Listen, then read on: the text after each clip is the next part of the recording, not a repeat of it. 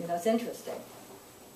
But so I thought I have this first part then as just for my own inquiry and my own way in to what receiving is.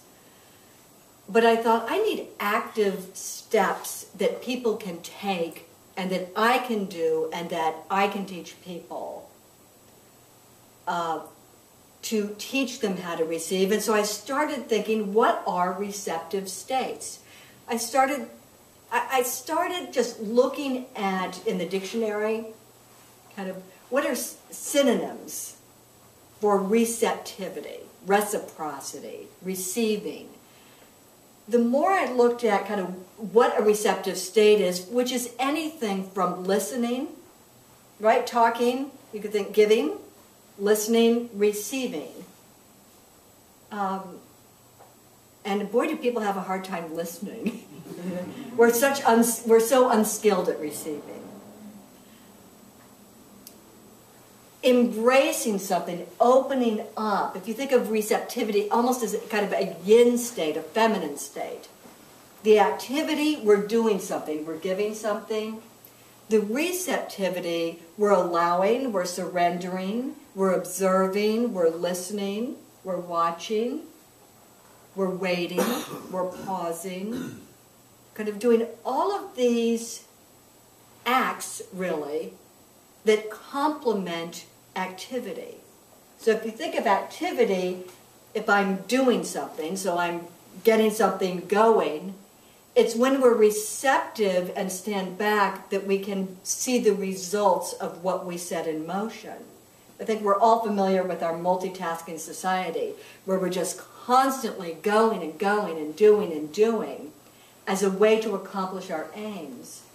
Because in our culture, the idea of being receptive seems counterintuitive, that could actually help you achieve anything, doesn't it? Because it would seem like, well, what am I doing to further my cause?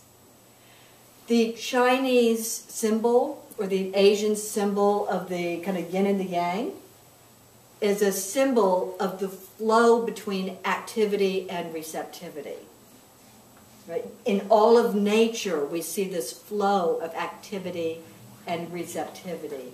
Even if we look at a butterfly pollinating a flower, we could look at that and say, who is the giver, who is the receiver? Right? They're both giving and they're both receiving. So this is a really kind of different way to look at things.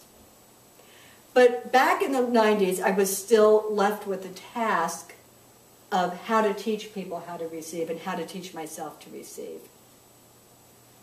And so I came up with 3 steps to teach my clients how to receive.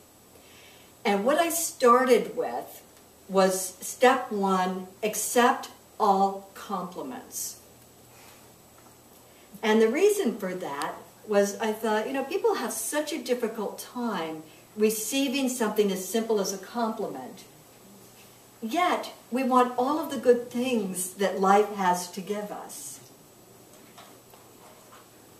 Yet, we don't make the distinction, we don't draw the line between blowing off a compliment and that's a huge signal that we can't be given to.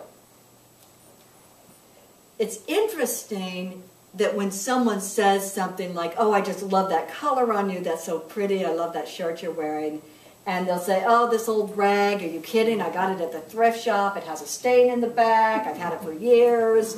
Now, you know, people will start kind of throwing that compliment away. Instead of just saying, thank you. Instead of thinking, how great is it that we live in a world where someone would say something nice to us at all? When we say thank you and graciously, it's a way to give back to that person who just gave, but it's also a way to connect. So think of giving and receiving in something as simple as a compliment. It's actually very renewing and very replenishing to kind of allow that back in. So I thought, step one, accept all compliments. And that seemed easy. I thought this is something that people can just fit into their busy day. They can do it every day. They can remind themselves to do that.